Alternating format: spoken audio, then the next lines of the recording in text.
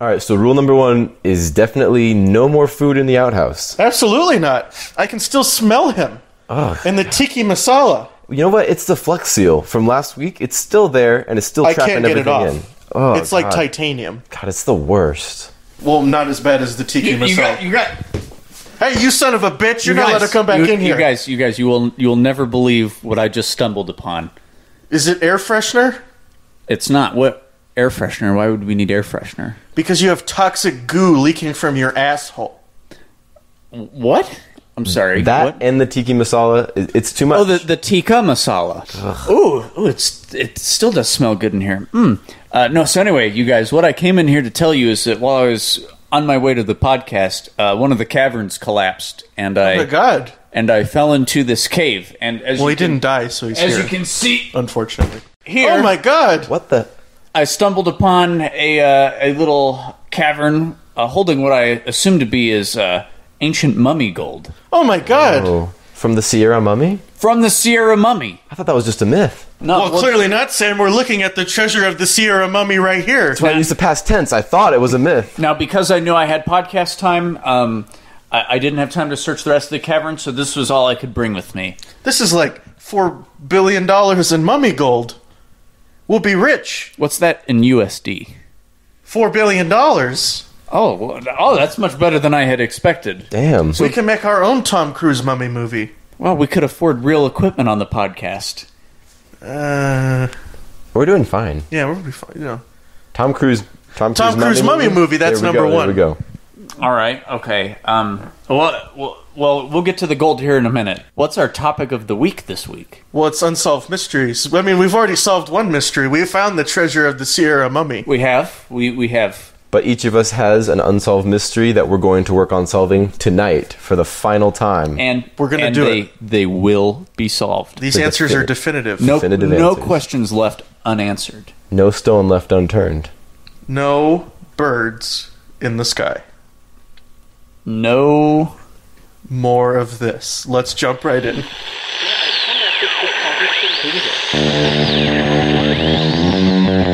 Somewhere deep in the Arizona desert, 3 men are doomed to work for the rest of their lives trapped within the confines of Big Al's Salt Mine. They gather weekly and survive the only way they know how, by recording this show.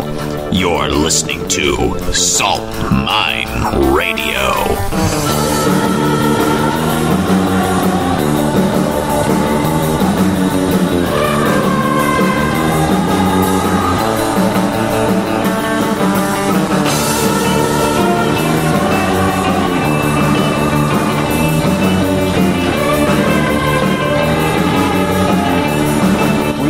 We really do think we're hilarious.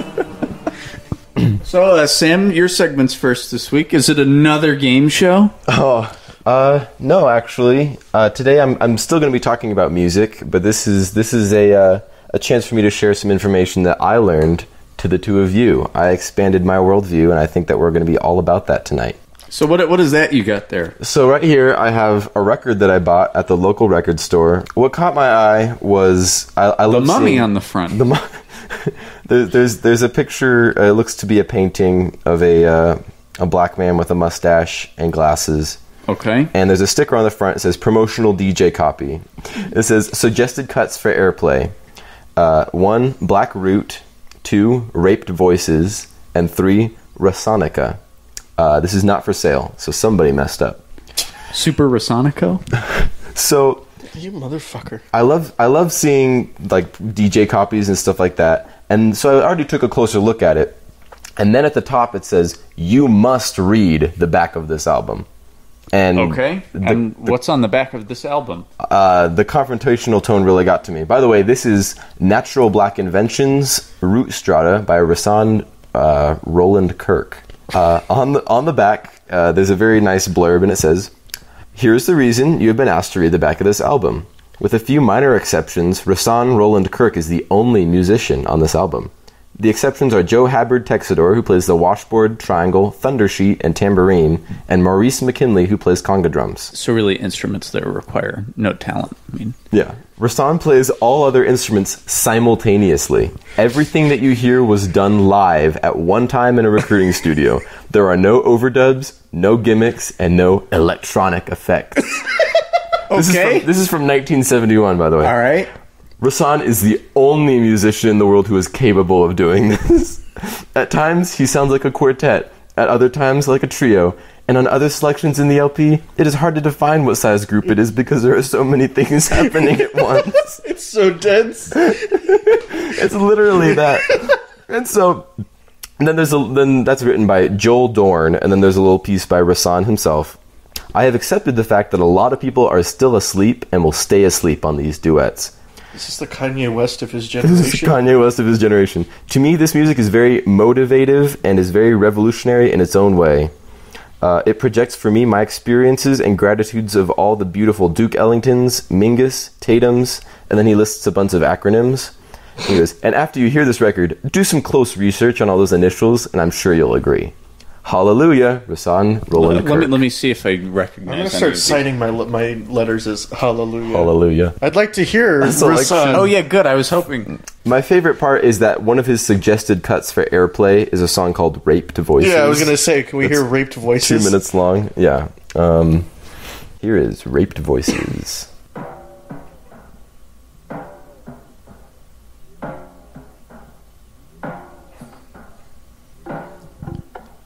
It's like the opening credits to a Kurosawa movie.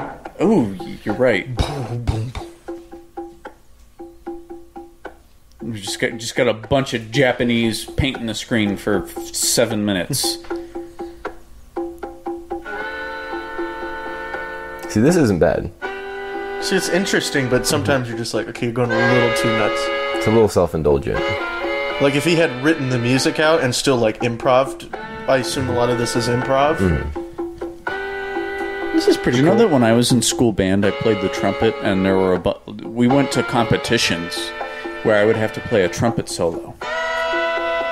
And now, when you do a trumpet solo, you're not supposed to make it up unless you're good enough. Now, I was in 7th grade, I want to say, so I didn't make it up. Oh no, I didn't. I never wrote anything down for it, so I did make it up. And it's just, I remember seeing a video where a guy does a thing, so I just did that a bunch, and people were like, wow, really love what you did with that solo. That was incredible. Thank you, I just made it up. I watched a video on a guy do that, so I'd do that for like 10 bars, thanks. This is a pretty good song, actually. This is good. This would be a good song to, like, sample in your hip-hop thing. Yeah. That's actually part of also why I Don't picked give it up. anyone any ideas. Too late. We know about Rasan. Nobody else knows about it. Well, I have a feeling that not a lot of people know about Yeah, this I song. don't. Yeah, he doesn't seem like the kind of guy to like. that looks like one of those albums that... Have you ever watched a Nardwuar interview? Where he'll just give a rapper some album and they go, dude, that's my favorite album, and it's some guy you've never heard of. Go watch Nardwuar interviews. They're pretty interesting. Oh, we'll cut that. We're not plugging anybody just yet. All right, so that was my impressions of that album. That last cut, Raped Voices, wasn't terrible. No, it was pretty good. One more time, the artist name?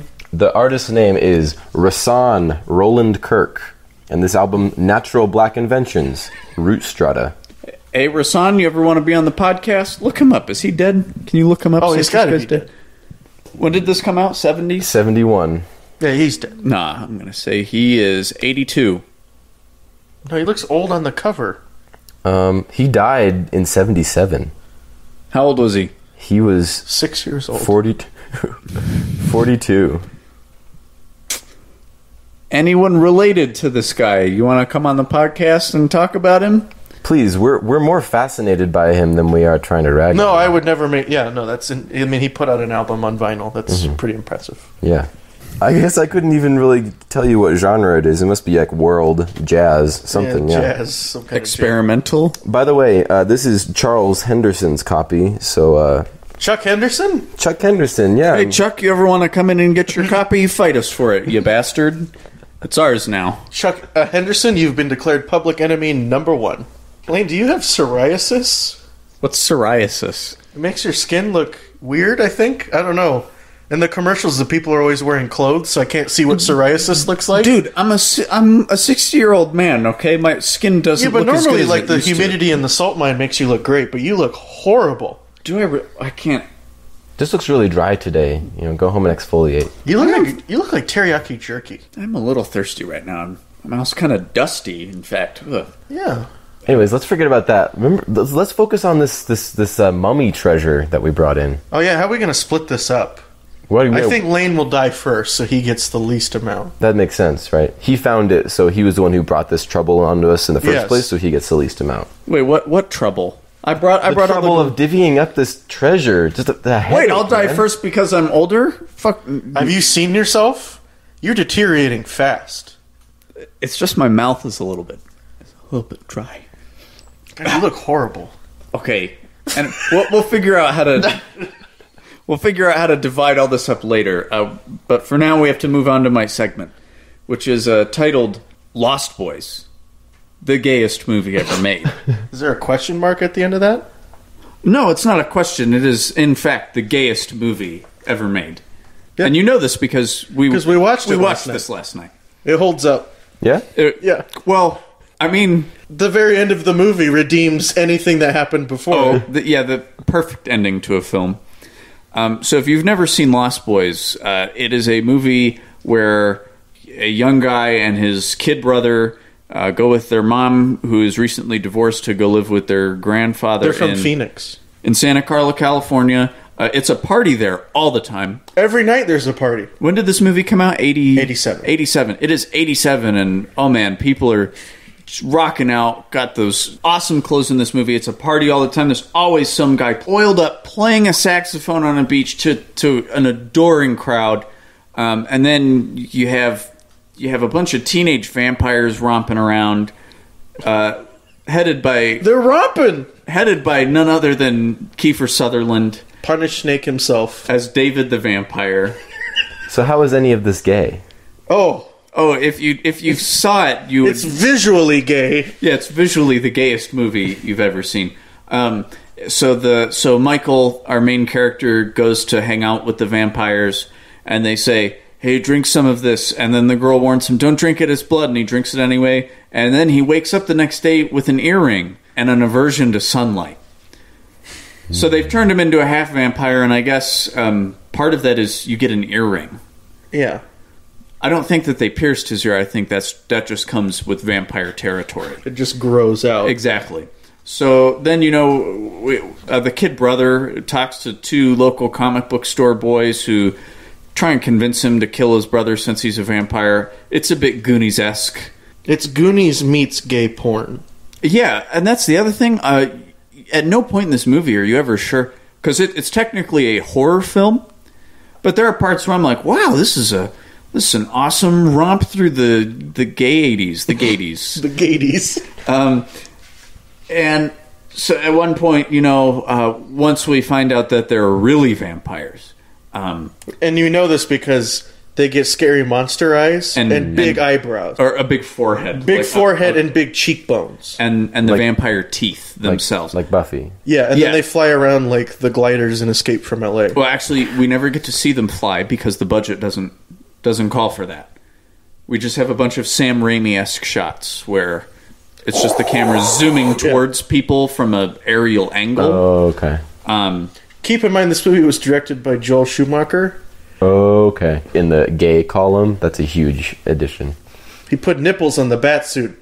He's actually gay. Is he really? Yes. No, he's Dude, not. yes, you didn't know that? No, I didn't He's know a that. gay man. Oh, all right. This makes so much more sense. And it's produced by Richard Donner. Oh, wow. Lots of dicks involved in the production of this film. Richard Donner. Oh, I went to his party. Stop it. That was the dumbest fucking thing you've ever said. Spooktober. Waka waka! Cannibals.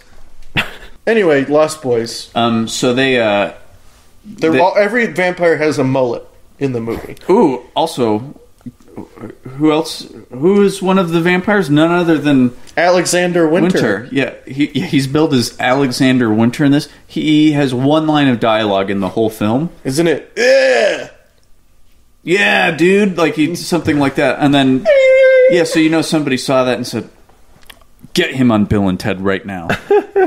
And then don't ever let him do a movie. Well, then they kill him, right? And then it bleeds all over. And they go out in the sunlight and they're covered in glitter. Yeah. So, like the vampires bleed glitter. Which is, it just gets more and more homoerotic as it goes on. Now, I don't want to read too much into this, but late 80s... Are you saying this is a metaphor for AIDS? I was going to say, it's all too easy to do the whole... Is there any grounds for making that comparison, or is it I'm sure you could. You can do coincidental? that with any movie that there's an infection or you get some type of disease. Yeah, but I'm talking this one specifically. I'm going to say no. Okay. That's just what I'll say. So yeah, the vampires bleed glitter. Super gay right there. Now, this isn't necessarily a bad thing. It's just thinly veiled homoeroticism. Oh, yes. No, definitely. Nightmare on Elm Street 2 levels. See, we need to watch Nightmare on Elm Street 2. At one point, we never see any of the other vampires have sex with the woman besides the main character. Just to show Michael. that he's not gay. Yeah. Oh, that's the other thing. Kiefer Sutherland, the coolest voice. Actually, he has an all right voice. Gage is just doing this to try and get I say this to the memo. You know what? Kiefer Sutherland's got a pretty cool voice. His voice isn't that cool. And I'm all, that's pretty cool. My voice is better. And I'm like, oh, I didn't know. it is. I didn't know you were insecure about Kiefer I'm not Sutherland insecure. being I'm just better letting than... you know that you're liking some mediocre He's voice got a talent. cool voice. He does. In all the trailers for that Designated Survivor. Yeah. I want to find out who did this. I solemnly swear to protect. What are you saying? I'm the president of the United States, damn it. Yeah. I have not seen this, so I'm just going to take your word that whatever you're saying is okay. all right. It's a show where Jack Bauer becomes the president of the United States. Is it actually Jack Bauer? No, it's just Kiefer Sutherland. Oh, because I was going to say that'd be actually interesting that the guy who saved the world within 24 hours 50 times becomes the president. What else? What else in this movie do I have to bring up? The main bad guy's pretty cool looking when they put him in the vampire makeup. Oh yeah, and then he does a and he Yeah. sticks his tongue out that I gotta go gif later. That's a pretty good one. Yeah. So at the very end of the movie, the head vampire gets impaled. Grandpa. He's got big stakes. That's his joke. That's his horn. But we fails out. we see him filling in like these holes with these big wooden stakes, and I'm like, that's got to pay off. So the very last thing that happens, He's got him tied to the hood of his truck, and he drives it through his living room wall, impaling the main vampire into the fireplace where he explodes. They say, "Grandpa, what are you?" And he just walks over to the fridge, gets out a nice big old 40, starts drinking. That's the one thing I never liked about Santa Carla. All the goddamn vampires. then it cuts Roll to black. credits. So good. That's cool. It redeems the rest of the movie. It really does. It really does. Go watch Lost Boys if you haven't seen it already. Pretty good Halloween movie. It made me gay. Yeah. We had sex right on this table after we were done watching it. All to that song. What's the song at the end of the movie? Oh, Echo and the Bunny Man. People are strange. People are strange when you're a stranger. Faces look ugly when you're alone. Women seem wicked when you're unwanted. Streets are running. All right, so first of all, While you were talking, we took all of your gold. well, where'd you put it? I'm not going to tell you. We have to talk about something, Lane. I know we watched Lost Boys, but you didn't have to put on eyeshadow. What are you talking? I've been sitting right here. Your eyes, they look like they're all sunken in. What are you going for, man? What? I haven't done anything to my. I haven't moved from this spot. I'm just wondering why we didn't notice this before when you walked in. In fact, I'm finding it a little bit hard to. I'm feeling really stiff. Well, it's probably all those bandages that are being wrapped around you. Why are you doing that? What? I don't know what you mean. I wasn't. Ooh. I'm getting really tired. We need to move on to your segment before I fall asleep here. My Yeah. segment? Yeah. Are you guys ready for my segment? The most prepared segment I've ever had. Which is? Gage Wa Nowa.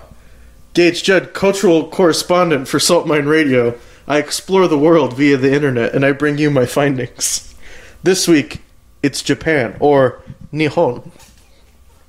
Are you ready for my anime song? I'm going to sing it right now. Oh, okay. Here we go. I'm going to sing this in a vague rhythm, and you just make music behind it. I think that's how song makes. That's my favorite challenge.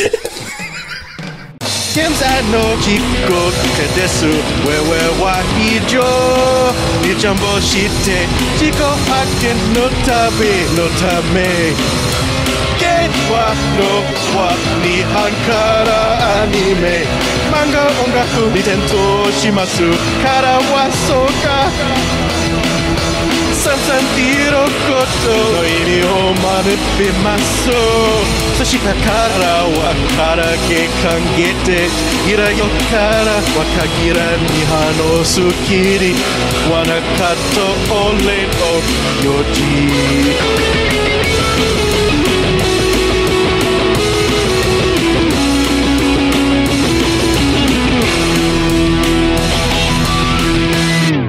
All right, you want to know the English translation Yes, of the please. lyrics? Okay. Yeah, tell us what the English translation So it's is. the time is now. We're very prepared for a journey of self-discovery. Gage gets lit on anime. So the translation is Gage delivers lit candles on anime, manga, and music from Japan. He will learn what it means to be the best and show Layne that he doesn't like Japan as much as he thinks he does. All right. I want a Japanese fan to Just because I do speak a little bit of Japanese, lots of mispronunciation there.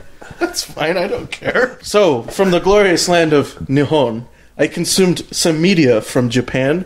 I started with listening to some music from an acclaimed Japanese artist, Supersonico, who superior to Hatsune Miku in every way. Everyone usually agrees on this. I listened to her entire discography, and let me tell you something. I was underwhelmed in almost every way. Whoa. I don't have an ear for Japanese. Like, if you ever hear, like, what English sounds to people who don't speak, it's a lot of, like, it sounds like that. Yeah, there's certain sounds that are more common, the pattern. Yeah. So Sounds like something a Baka Gaijin would say, Gage.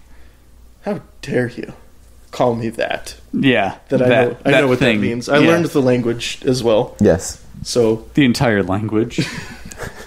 As you heard in the theme, that was actually all Gage. We did not hire a professional Japanese language voice actor, singer. yeah. Anyway, Supersonico, she's got some songs. They're mostly just generic, like, pop songs. They're not that great. She has one acoustic one. Couldn't tell you the name of it. But you know what? Supersonico, you keep on keeping on, you anime woman who was made by a video game company. So that's where. So is Hatsune Miku a similar thing? She was made by Yamaha, Really? which, if you know, makes motorcycles and keyboards. And Hatsune Miku and fake women. So that is used to promote Yamaha products, and then they give her an album. No, they didn't use it to promote Yamaha. Okay. It's its own thing. Supersonico, to put this in American terms, so you understand, is a lot like Ernest, where it was used as a commercial icon that was so popular that it got an album deal, a manga, and an anime. And I don't know if your research went this deep. A video game. Not only that, but there is an American voice actress for Supersonico. It's Jessica Negri. Jessica Negri. I did research this. All right, that's pretty interesting. Jessica Negri, famous for no other reason than she has giant tits. Just like Supersonico. Just like Supersonico, so the perfect matchup.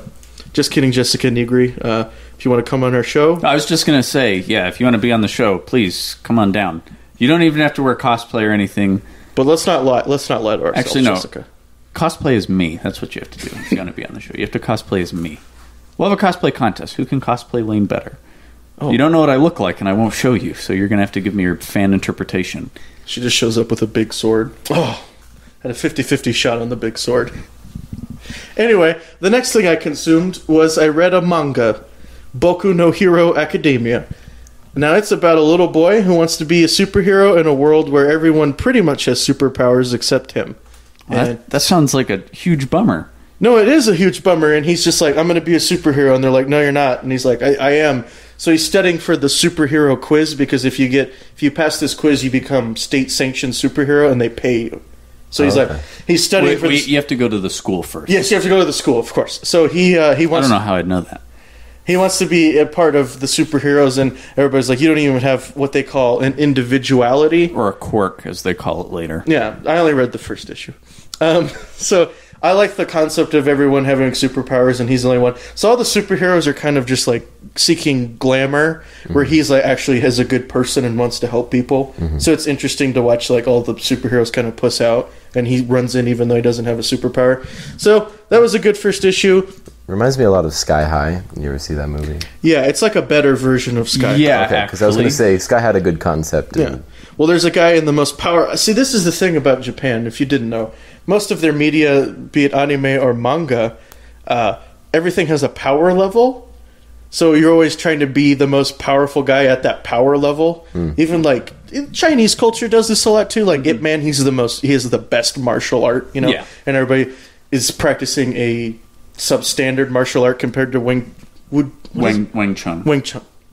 Is that right? Mm-hmm. Okay. Anyway, so it was interesting because the biggest hero in the world is All Might, and he's like this super guy, and he flexes. He is the number one. He's superhero. number one, and see, is that his power? Is that he smashes people and he says American cities? So his superpower is called One for All. That's his superpower, and it basically gives him unmatched super strength, super speed, things like that. Okay. But he's like an it's all like American superheroes. Yeah, so he at one point he's fighting a guy and he just yells Texas and punches a guy really hard. And the last thing he does is he's so inspired by the little boy that he gets really strong and he punches a guy and he goes Detroit Smash. And he hits the ground so hard and creates so much air pressure that he obliterates a mud monster. Pretty cool. So yeah, I recommend Boku no Hero. I will probably keep reading it. Please do. For my research. I recommend everyone read this manga. This one is really good in that it's what's called a shonen manga. So this is like teenage boy target audience. But unlike other shonen manga like Naruto, One Piece, Bleach, it is not to the point where it is just going on and nothing is being accomplished. The filler episodes. Yeah, exactly. Yeah. So, something is always happening. And the characters are always developing, and they're developing in very interesting ways. So I would probably keep reading that, and I'm always trying to keep up on Berserk, even though I'm not really trying to keep up on Berserk. Anyway, the second to last piece of Japanese culture I consumed was an anime. You saw this coming. And I watched Kenshi. Rurouni Kenshin. Kenshin, that's what it is. Or Samurai X, it is also called. Yeah. So this is about a guy, and he used to be the most badass samurai in the world. So this is romantic tales from the Meiji era. So this is it's a romance anime. So I just typed in most popular anime, and this is one of them. So I'm all, let's watch this shit. Anyway, he used to kill just hundreds of millions of people, and then he's like, I don't want to kill anybody. So he took his sword martial art, and he flipped the blade in his katana around so that it's the flat end facing out. So whenever he attacks people, it is not cutting them, so his martial art is non-lethal now. Oh, okay. So it's pretty cool, except that they don't really do anything, because he's like, I'm not going to hurt anybody, so he just breaks people's fingers and stuff. Probably be cool in like a live-action movie, but it's an anime. And then it's more focused on the relationship between him and this chick that teaches a similar non-lethal martial art with a katana. So I watched the first episode, and Lost Boys is the gayest movie ever made, and this is the gayest anime I've ever seen. Yeah, okay, and I've only seen 2. So the anime, because it is essentially a romance, it takes a little while to get going because, as it starts, he's just fighting like street crooks and things, and then as it goes on, he's fighting the more difficult enemies to where it's like, oh, all of Japan rests on you beating this guy. And there's even a part where he has to decide like if you don't kill this guy, he's basically going to tear Japan apart. So even though he's like, I've taken an oath never to kill anyone. And I think in the end that works out because the guy ends up killing himself. So, but he's the handsome swordsman of legend, the man who fights for love. Yeah. I might continue watching that. The episodes are only 20 minutes. But anyway, You're not finished consuming. I know this is the last culture. piece of Japanese culture. We're literally going to consume it. Tell us what we have here. All right. So what we have here, we have some good old Japanese sake. And in traditional Japanese manner, we've put it in some hot water, so getting it nice and hot, because that's how you're supposed to enjoy it. You're supposed to, I guess, we may or may not enjoy this. I'm not quite sure. I've had some good sake. I don't know if this is good. It was $4 at the Salt Mine convenience store. Located right next to the Salt Mine record store. We don't have it so bad down there. Classy district. Yeah, it really is. All right, so here we go. We're going to pour just a little bit in everybody's cups here. Oh, that stinks. Yeah. All right, so let's... wow. Itadakimasu. Hold Here on. we go. No. Gage wa no pussies out. Fucking Christ, dude. Come on, just drink the shit, okay? Okay, ready? All right, ready? Why did I get a cheer? Yeah, let's... To the glorious cheer land again. of Nihon. Itadakimasu, yeah. Ah! It doesn't taste very good. Oh, that's actually okay. Oh, I like that. Oh, all right. Woo! It tastes like rice. Yeah, no, it's rice beer. I know. It's not the worst I've ever had. All right, so let's see. So now we have some... yeah, don't It try sticks with you, though. now we have some ramune, carbonated Japanese soft drink. So let's see. I forget how you're supposed to do these. The instructions to opening these bottles are like 4 steps. Okay, so first you got to pop this bad boy out. Okay, this plays really well on an audio podcast. All right, so it's this little plunger thing that you're going to pop out of your cap. Okay. All right, you're going to stick it on top of that, but then you're just going to... You got to slam it down. For the podcast listeners, it appears that we are using a small green plunger to push a marble through the top of the bottle. It's not working out very well. Keep you updated. There we go. You just got to really get in there. If the table breaks, that'll play real well with the boiling hot water. All right, so what ramune is it's a soft drink with a marble in it. Got you, motherfucker! Alright, what? Gage gets ramune into his mouth. Oh, that's an interesting smell. Real good. Good to watch. Oh, it down tastes there. like Sprite Tropical. It's very sweet. Oh, that's pretty good. What is this ball? Okay, so this marble is in there, I think, so when you turn it around the other direction, so you see there's 2 indentations on one side. Uh-huh. So you drink it that way so the ball doesn't get stuck in the hole, thus stopping your progress from drinking. It's very hard to drink. But when it comes through the other direction, see now, if you see, I have the ball positioned here. Uh-huh. It gets stuck in there, and it's hard for me to drink it. It ends up operating like the hamster or gerbil things that hang upside down with the ball in it. If Yeah. you just tip it into your mouth, Oh, it just lets it flow? it just flows. The air slowly comes back through. It does have some bite to it. It's very good, though. It's worse than the sake. Alright, so what do we got next? Next, we have some Pocky, traditional... Whoa, slow down on your ramune there. Okay, so this is Pocky. This is just basically like a sugar stick. Covered in chocolate. Yeah. I was talked out of the banana chocolate. So hold it by the biscuit end. Okay. It looks like an extra long match or like a punk that Yep. you use to light And then you fireworks. eat it from the chocolate side. That's ultimately unsatisfying. Pretty good though, huh? It has more weight to it in your mouth than you think it would. You know what I mean? Gage doesn't seem too impressed. Well, you can't have just one. It's I think I'm going to have just one. And then you have the Pocky game. If you don't know what this is, it's where you stick a piece of Pocky in your mouth and somebody else eats from the other end. So it's like that scene from Lady and the Tramp where they're eating spaghetti except with a Pocky. Very romantic. That's what... I won't go there. I don't know. Not the ramen! Not the ramen! Not the ramen! It's spilled everywhere! All the expensive equipment. I knew this was a bad idea. I can't believe that fucking happened. So Gage just spilled his ramune, and in an attempt for me to grab the ramune, which the plastic ball didn't stop it. The marble didn't stop it from spilling much. The marble is bullshit. Gage spilled his. Layne attempted to help, but ultimately spilled his as well. No, Both of them were prescient enough to remark, "Not the ramen." That's Nihon's most important export, ramen. responsible for 90% of their GDP, I found. And So were you lastly, crying? He's crying from laughter. I'm going to stick 2 Pocky in my mouth. See if that is better than just one. The Pocky dried my mouth more than it satisfied it. Pocky, very good. Pocky, very good. Pocky, very good. Oh my god. Alright, what's up next? And finally, we have some peachy gummy. They're peach gummies. Yep, peach gummies. Oh, if you thought the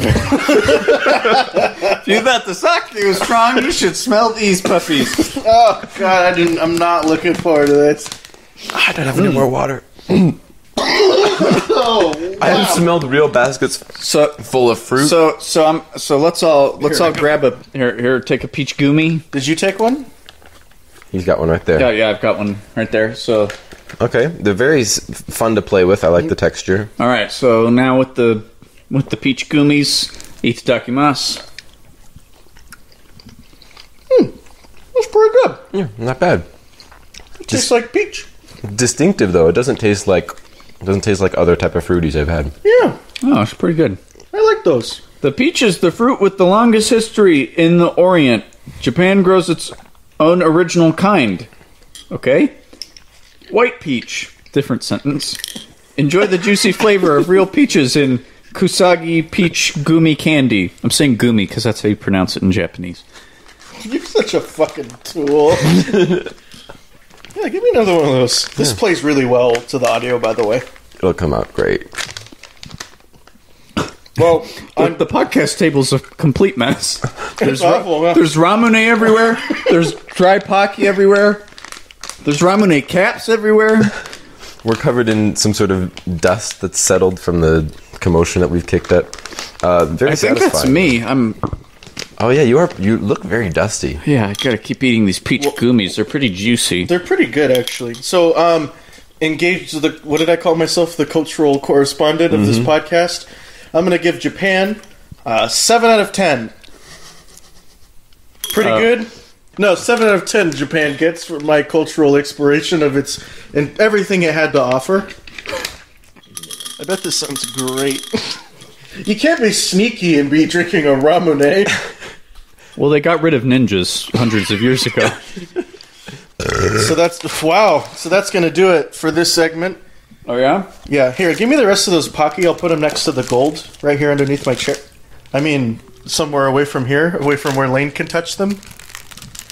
Can you stop reaching across the table? I'm not trying to. My hands are just naturally going to this horizontal position where they're just outstretched. I can't. I don't know what's happening Layne to me. looks vastly different from when he walked in the room. It's a real frog in boiling water type thing. We didn't notice it, but over time, Yeah. every time I look back at him, he looks slightly different. And not for the better. It reminds me of that Brendan Fraser movie. No. You don't mean Looney Tunes back in action, do you? No, of course not. I mean Bedazzled. Oh. Well, that's not that bad. No, not at all. Oh yeah. You just look like Brendan Fraser. Something to keep a lookout for because your image has definitely changed. But, you do you. I always thought I looked worse than Brendan Fraser, so Have you been getting enough sleep? I think I have. I don't work ever, so all I do is sleep and You look like you want to sleep for a really long time. for thousands of years, perhaps. Something like in, that. in yeah. a big stone box, maybe. Quite the mystery what's going on with Layne. Maybe we'll solve it by the end of Today's segment, Unsolved Mysteries. Anyway, my mystery is these feet kept washing up on the beach, and they all belong to different people. They kept walking up on the beach. No, that's the thing, Layne. They couldn't walk because The they thing? were severed feet. Yeah, you know that mummy that's in Arizona? Oh yeah, I do remember That that. cheap sideshow attraction. Yeah. They really squandered their wealth with that one. Anyway, they keep finding feet. The feet, they keep washing up in sneakers, and people are going, well, where's the guys that the feet belong to? Now, they identified one guy, and they think that there was a plane crash, and that these are, like, the victims of the plane crash that they keep washing up. But it's weird, because they're all in tennis shoes, and it's different people, and that's why it's so weird. I've said that 3 or 4 times now, but I'm really trying to drive the point home of just how weird this unsolved mystery is. You know what I think this is? Uh-huh. I think this was no boating accident. I don't think it was a boating accident either. Now, here's my theory. Now, I've studied a lot about Japanese culture. I think that there is some sort of diabolical sea monster. And these people, they're running across the beach, and a tentacle will grab their feet, right? But it pulls the rest of their body and leaves the tennis shoe on the beach. Well, wait, they actually did solve this one. They did? Yeah. What is it? What was the solution? People who jumped, their feet went first and they broke, and that was the weakest tissue to decay. So it was people who had committed suicide and the feet would watch. Mystery solved. Oh. As far as I remember it. Case closed. Now do that jail door. Yeah. Oh. I was really A hoping... bit of a weak mystery route with you this week, Gage. I was really hoping it was a Japanese monster. Aren't we all? So I could take Japan down another peg to a 6 out of 10 for their rampant sea monsters. Really, the bombs didn't take him down enough pegs there? They get pity points. Anyway, that was my mystery. Apparently it's been solved. I don't want to declare that as the definitive No, answer. that's the solution. Solved. All right. I'm going to be talking about the Tamam Shud case. This is the 1st of December, 1948. Australia. I've just been born.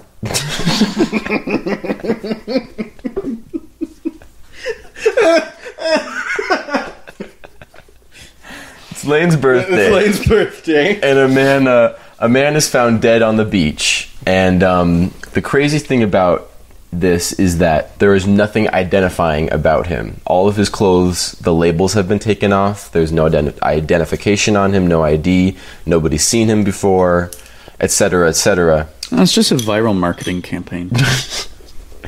And Wait, Australia? yeah, That's pretty close to Japan. I guess. No, it the isn't. The sea monster theory stands. The sea monster theory, let's not discount it right away. But the most important thing is that the only thing of interest found in his pocket is a copy of the final page of a copy of Rubaiyat of Omar Khayyam, a collection of poems, and the scrap of paper in his pocket just says Tamam Shud, right? And that's Arabic for ending, or it's finished in Persian, Farsi rather, not Arabic. What's odd about this is that it's from a rare New Zealand issue of the book, so it's like not a whole lot of people have this book. And as I remember, if I remember correctly, there's some writing that they find on the back of it, of this paper. People have been trying to crack this code for years and years and years. Nobody's figured it out. They find another edition of the book in the back of somebody's car near the scene. They're like, "This is it. It's the same New Zealand edition." Everything. We've figured out a link. They look to the back where the page should be missing. It's still there. So there's 2 copies of this book going around. So the prevailing theory is that he was supposed to meet somebody there, and the book was used as a sort of code, right? Like you write down the numbers and you find this rare edition of the book. You go to these pages and you cipher it together. But nobody's been able to translate from the book or anything like that. His cigarettes were a different brand than the ones in his cigarette box, meaning he had a very cheap cigarette box with expensive cigarettes in it. Okay. And usually it's the other way around. They'll buy one expensive case and then they'll keep filling it with cheap cigarettes to look cooler or look more rich. Mm-hmm. But his is the other way around, which doesn't make any sense at all. No. Well, what we have here... No, we've solved this one. They were trying to decipher the code. Do you know what the code was to? What was it to? The location of the Sierra Mumby's gold. And we have it. No, you Case closed. fucking jackass. We have a chain-smoking, literature enthusiast No, yours is bad. sea monster. No, that's stupid. Yours is dumb. Yeah? So what's your theory, Sam? My theory is that, honestly, I don't know. Because there's too many moving pieces and variables in this case. How'd he die? There was a couple of drugs found in his system, but a small dose. They couldn't identify exactly what even they were. This is fucked up. When did this happen? 40s? 1948, yeah. Yeah, they found evidence of vomiting and convulsions. They theorized that he was poisoned. And so they don't know why he was there, what happened to him. All these things that don't mix with each other at all. He's as if an alien, like, put together a person. Anyways, the coincidence of him dying here at the beginning of the Cold War, people theorize he was a spy. The whole case makes no sense. I strongly recommend that you look into it because... Well, you don't have to. We solved it. He's a glitch. He's a glitch.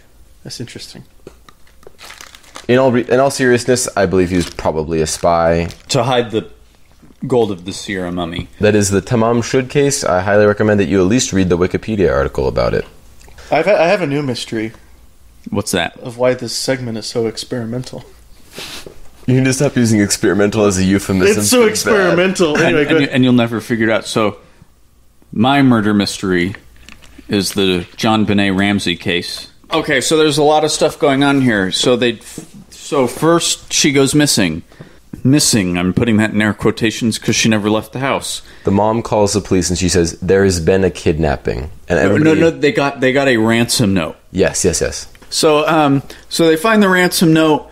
There's all this stuff about how the ransom note, came, who cares, whatever. Go look it up. There's too much going on here for me to explain the whole goddamn thing to you. The most important detail is that the ransom note asked for almost exactly the amount that John Benet Ramsey's father had gotten as a raise that year. As a bonus. So it's like, who would have known? Listen, I don't know anything about this. Okay. So then people think... Okay, let's start from the beginning. What's the bottom line? John Benet Ramsey is a beauty queen. She was 6 years old. Yeah, a child beauty pageant star. And she went missing. Mm-hmm. And the parents found a ransom note. And it was written almost in the style of two ransom notes that had been like in famous movies at the time. So immediately police are thinking these are not professional kidnappers. These are people who got the idea to kidnap a kid from movies. Anyways, they talk to the police. It demands a certain amount of money that's almost exactly to the dollar, the amount in a bonus that her dad had gotten that year. And then it said, don't contact the police or we'll kill her, blah, blah, blah, whatever, right? The mom contacts the police anyway. Her mother was also a beauty queen. Yeah, as these things tend to go. Mm-hmm. And then at one point they find her dead. They find her dead in the basement. Then, the police come to search the crime scene and everything, and a lot of people say that all of that was very carelessly done. They let them come and go from the crime scene as they would. And they let friends of the family come into the house and basically mess around with the crime scene. John Benet Ramsey was found dead. She was strangled or smothered. But strangled. She was strangled. She had other injuries prior to that, but she died by being strangled. Okay. There no sign of sexual assault. So, common theory, which is one that I find the most believable, is that people think that her mother, in just a fit of rage, just strangled her, and then they've been trying to cover it up for what has it been, 20-something years now? 20-something years, yeah. There was evidence that her mom would be short with her, or if she wet the bed, she would get beaten, things like that. So there's already, it's believable that her mom went too far and was like, oh shit, and then killed her, or she was injured and she finished her off, or she just went all in. Yeah, that's what I'm thinking happened.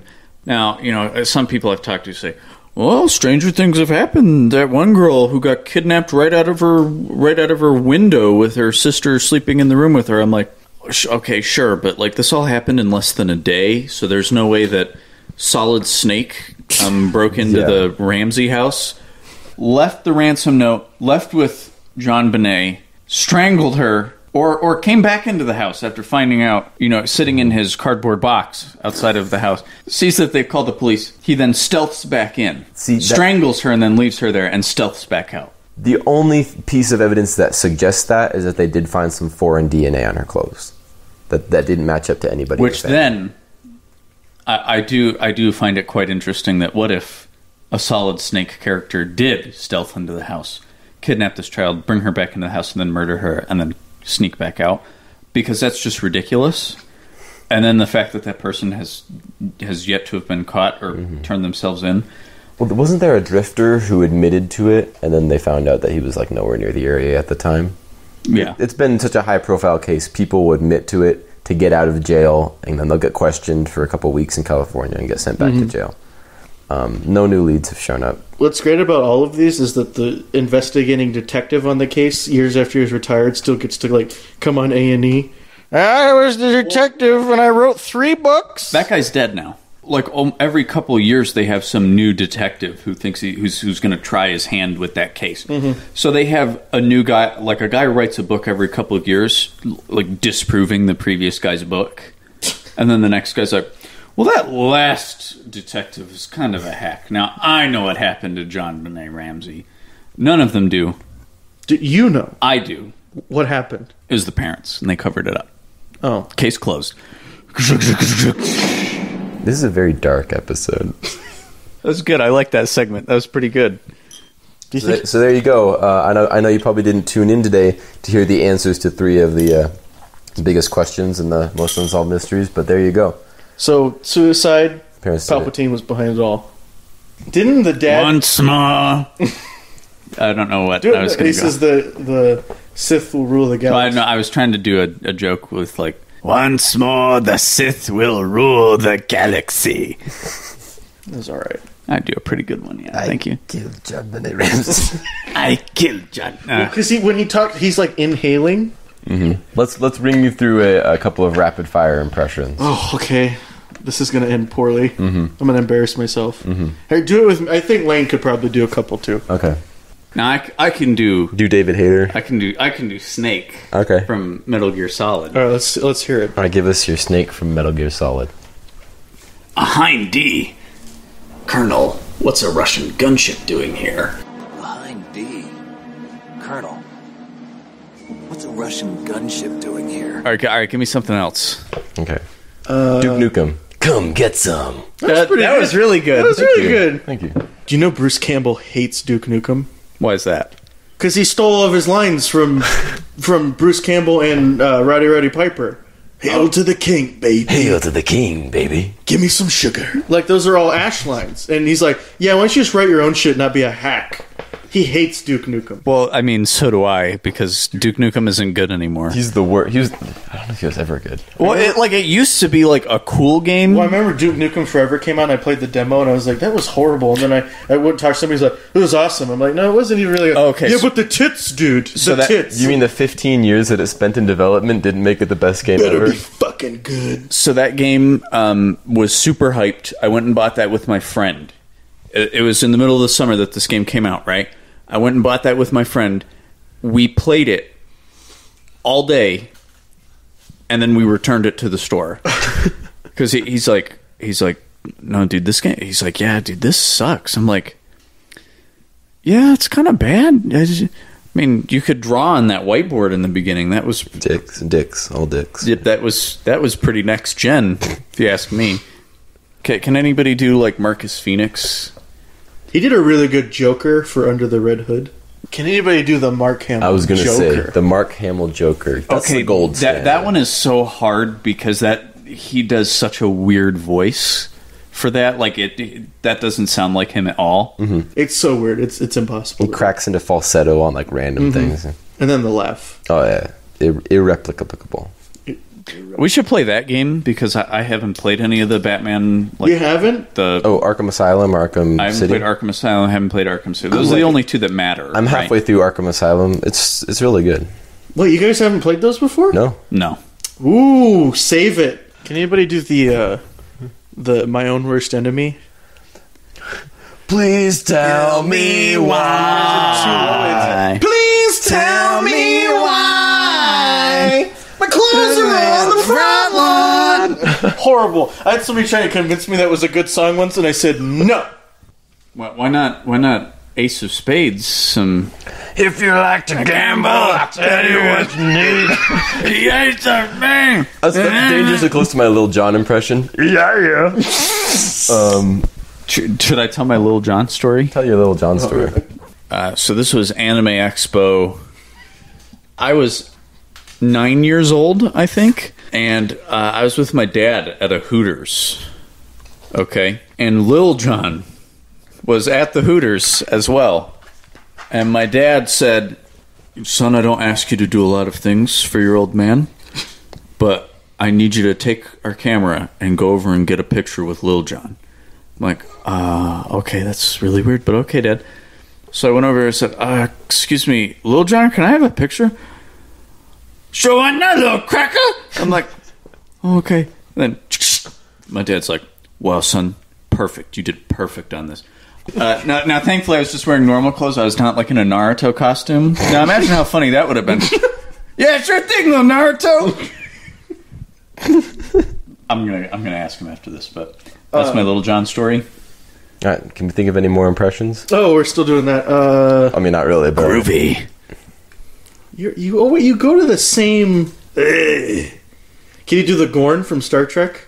do a Worf from Star Trek. Either of you. Captain. We are being hailed, sir. That's not bad. Yeah, Thank you. it's pretty good. The moon's gravitational pull covered up our warp signature. I request we fire torpedoes. I don't understand. Can anybody do Captain Kirk? You just have to pause a whole lot. Bones, we have to go down to the alien planet. You have to do it. Whoa, no, that's Planet. yeah. What are you? That's way too much. Well, you guys just did your normal voices. You were just doing. We're trying to get the cadence down. I tried. No, Damn it, Jim! I'm not a. I was going to say I'm not a doctor. You know, he very much is a doctor. Did you know that Sean Connery turned down Lord of the Rings because he didn't understand the script? I thought As he did who? It. I thought Gandalf. What? I thought he was doing League of Extraordinary No, Gentlemen. that's why he did League of Extraordinary Men. He's like, I've got to get him the franchises. No. Do you know These are what? the mines of Moria. I've no memory of this place. Take that elf bitch and slap her open-handed. It's not a closed fist, it's fine. Bilbo Baggins. I'm not some conjure of cheap tricks. I'm not trying to rob you. You're just doing Ian McKellen with a No, stop. Look, all right. I'm doing the right thing here. Do we have anything else we want to talk about? All right, we're going to move on from that to what's on your radar. What's on my radar? Spooktober's in full swing. I watched Reanimator, The Hills Have Eyes, The bad one. The original old one. The Evil Dead 2. We got most of the way through. Well, we've both seen it enough times. We know what happens. Yeah, but we have to finish it. And then we watched The Lost Boys, and then I could not finish Maximum Overdrive. I refused to. I had to go home. And I refused to finish it because it's horrible. One of the worst movies I've ever seen. Anyway, so on my radar, just more spooky movies. We got Chud. Oh, Chud is going to be the next one we're watching. We got Wolf starring Jack Nicholson. Never even heard of that one. Oh so my I god, don't you're know going to love Wolf. I have a feeling that I'm not going to love it. Jack Nicholson's a werewolf. You're going to love it. And then we're going to start working on local tech support. Mm-hmm. So, I'm sorry, what? Yep. So there's still no Blame the Budget out. It's been a week or two. I'm going to try and finish one, but we've been very busy trying to get everything set up for our other shows. Mm-hmm. Got some more exciting stuff coming down the pipeline. It's going to be really great. So YouTube, just Trapped in the Salt Mines is the name of our channel. So look that up. On my radar, coming up in the next week, Shin Gojira. Yes. Really excited for that, even though it will probably be ultra boring because he doesn't fight another monster in the movie. But he fights buildings and bureaucracy. What else? Oh, the other thing that's on my radar. So this new anime has just come out, all right? And this anime is called Keijo, all right? And this is with like 15 exclamation points, all right? So this is about a girl who's a gymnast. So she, instead of going to like some gymnast school, because I guess they have this in Japan, I don't know. Her family is incredibly poor. So her main goal is to make money for her family. So she competes in this gambling game called Keijo, where a bunch of spectators watch a bunch of women on a floating platform where they basically have to wrestle each other off of the platform but can only use their breasts or ass. So I see you putting your heads in your hands, and I know I'm not. I'm looking intently because I've raised my score of Japan. And it's an 8 out of 10. And you already know that this is just an egregious fan service anime. But I can't wait to see where this goes and how ridiculous it gets. Super Smash Brothers. Two, I can't wait to see people try and defend this. That's my other favorite thing. People defending things that have. If you like some trashy shit, just say, "Oh, I just like it because it's trashy." We do have a single email. Hey. It came in from an H.E. Clear. His email is the Salt Mine Heckler. And it says, maybe if you guys told more jokes, you would get more than 30 views an episode.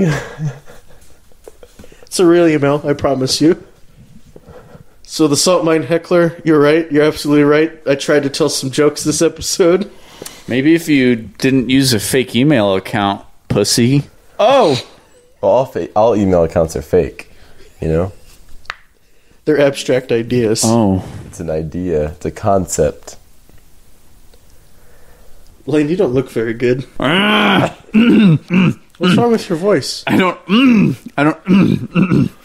I think... Why are you doing... Oh, God, he's...